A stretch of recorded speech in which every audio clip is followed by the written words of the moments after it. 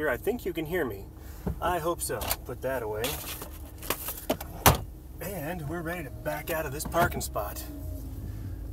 I am on my way home. Now this is something interesting because here lately, whenever I've done a drive home, I've actually been headed towards someplace, not headed home. But today, I am actually headed home. So this is actually a Sapper Woody's drive home while I'm headed home. I don't like the angle of that. Let's see if I can change that. I won't be able to change it too. That's a little bit better there. But yeah, so I went back to work today. Worked for several hours, and now I am on my way home. And so I thought I'd do another drive home. Now here's the thing, I really don't have anything in particular that I would like to talk about today, which usually means this will be one of my longer episodes. Just kind of the way it works.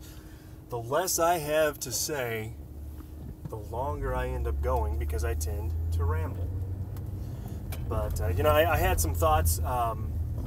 Game Theory, the Game Theorists on YouTube, check them out if you haven't. If you like games at all, Game Theory, the Game Theorists, they are an amazing channel where they bring science into video games and, you know, say, hey, could this happen in real life, you know, et cetera, et cetera. They've got one series on there that is all about, I think they call it culture shock, where they talk about the culture in video games, like they relate real life culture to what is found in the video games. And honestly, if they didn't already have such a huge following, they're doing exactly what I would like to have done with video games. I would have loved to taken the video games and figured out the science of what's going on in there. I mean, they do many things. They will measure the time it takes to jump, you know, how high you go, how fast you fall, etc. And they'll figure out the gravity of a planet inside a video game. They do lots of pixel measurements to figure out distances and things like that. They do a lot of actual real-world science, and I love it. I mean, I just really love it.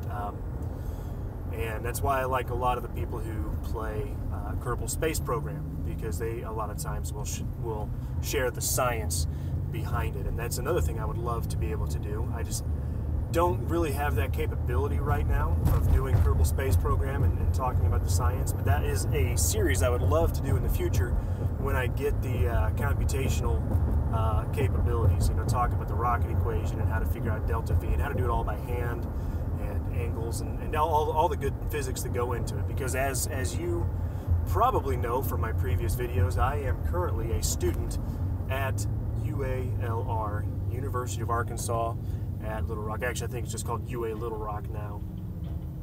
But and my major is physics and math, and so that kind of thing really appeals to me when we start getting into the physics of games and the math of games and things like that.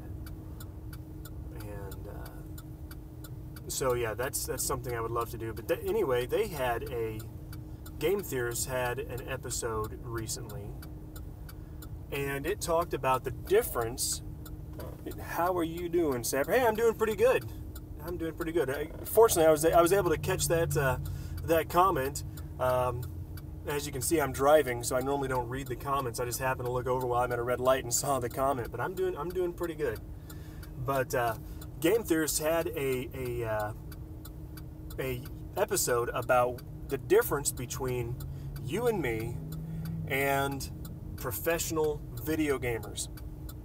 And the difference was amazing. You know, besides the practice and the time that they have to put into playing video games, one of the biggest difference was reaction time. And I forget the exact numbers. You can go watch that episode. I highly encourage you to do so.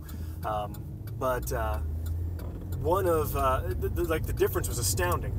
I believe the average person has a reaction time of, I want to say it was 250 milliseconds, something like that. Whereas a esports professional gamer has a reaction time of, I want to say it was down to like 100 to 110 milliseconds, so less than half the time. And you would think that, 150 milliseconds is not that big of a difference, but it really does make a difference when you're talking about these video games such as Overwatch and things like that. Games that require that split-second decision making. It really does make that big of a difference.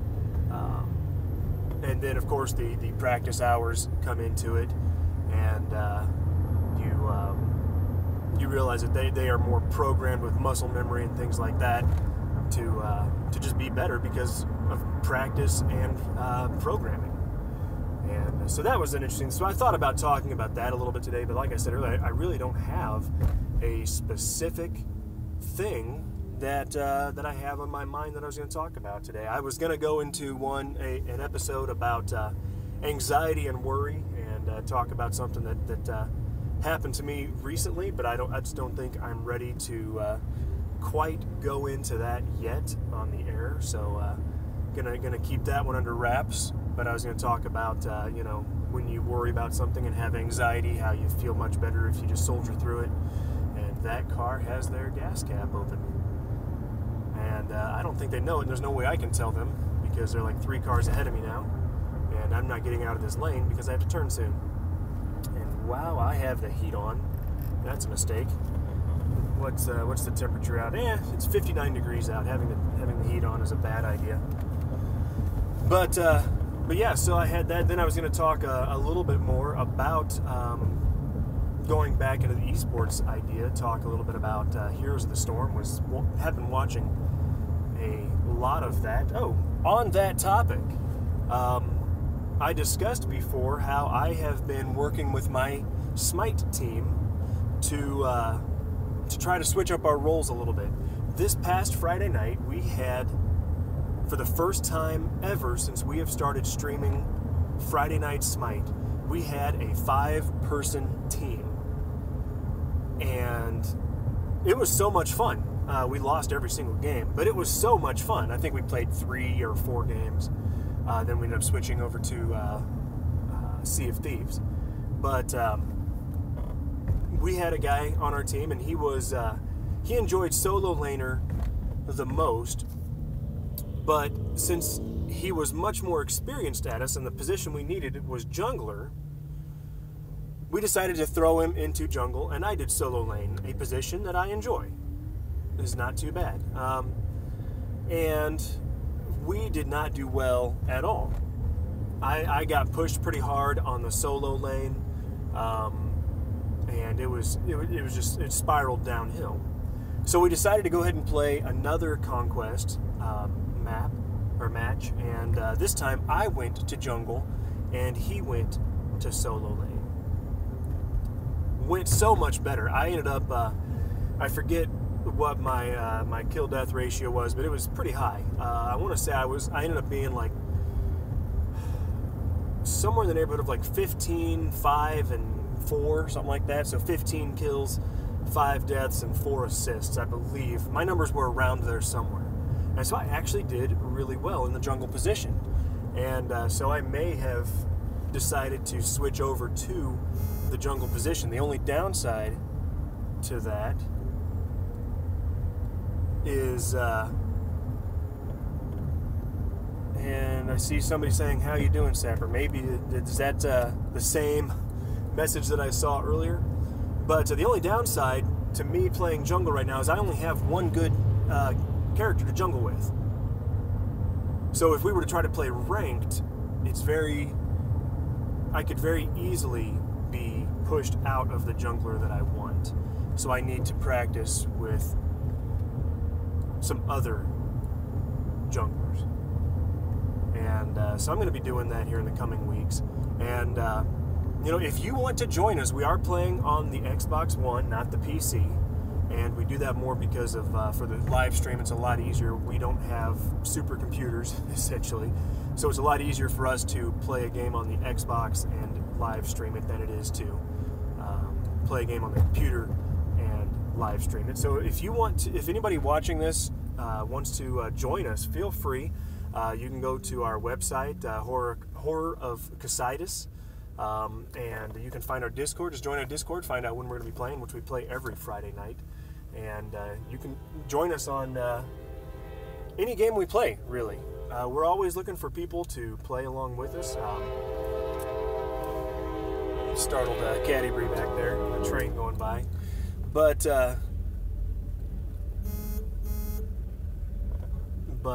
yeah, so we play a lot of Smite, but we also play other games. Again, Sea of Thieves is one we're playing now since it just came up. And I just saw the same message that said, "How are you doing, Sapper?" So I think it's just the same message popping back up over and over again. But yeah, so feel free to join us. If I think about it later, since I'm driving right now, I can't put the link in the description below. But if I think about it later, and I'll try to get to it, I'll put our website description below, and you can join the Discord server from there. We're always looking to grow our community. HFC Gaming is what we're called.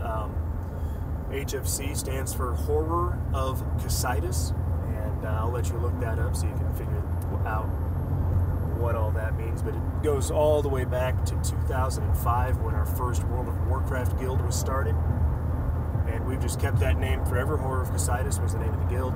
And when we decided to move into live streaming and what I'm considering semi-professional gaming, we decided to make it HOC Gaming. Well, HOC Gaming was already taken, so now we are H of C Gaming. And we really enjoy it. Anyway, I've been going on here for about 12 minutes or so, so I'm going to go ahead and get off of here. If you've liked what you've seen today, don't forget to like, comment, and subscribe. And if you've got any other ideas for what you'd like to hear me talk about, or different ideas for my videos, don't hesitate to let me know. And as always, I'm Sapper Woody, and it's been fun.